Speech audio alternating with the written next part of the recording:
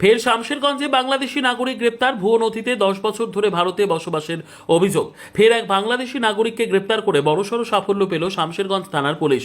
গোপন সূত্রে পাওয়া তথ্যের ভিত্তিতে অভিযান চালিয়ে নতুন জালাদিপুর এলাকা থেকে এক ব্যক্তিকে আটক করা হয়, যিনি দীর্ঘদিন ধরে ভুয়ো পরিচয়পত্র ব্যবহার করে ভারতে বসবাস করছিলেন বলে অভিযোগ। পুলিশ সূত্রে জানা গিয়েছে, ধৃতের নাম মোহাম্মদ রুবেল হক। তার আসল বাড়ি বাংলাদেশের নওগাঁ।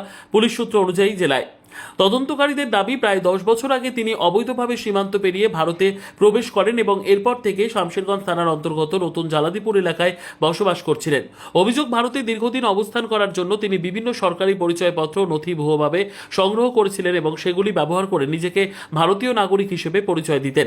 বিষয়টি পুলিশের নজরে আসার পর আইসি সুব্রত ঘোষের নেতৃত্বে গোপন তদন্ত শুরু হয়।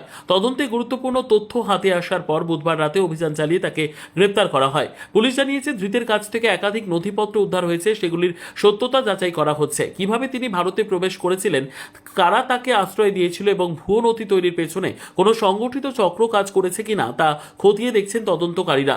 ধৃতকে জিজ্ঞাসাবাদ করে আরও তথ্য সংগ্রহের চেষ্টা চলছে।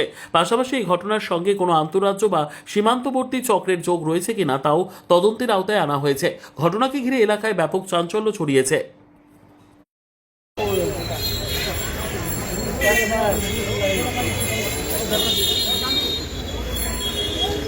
গোড়া রাসায়নিক হবে।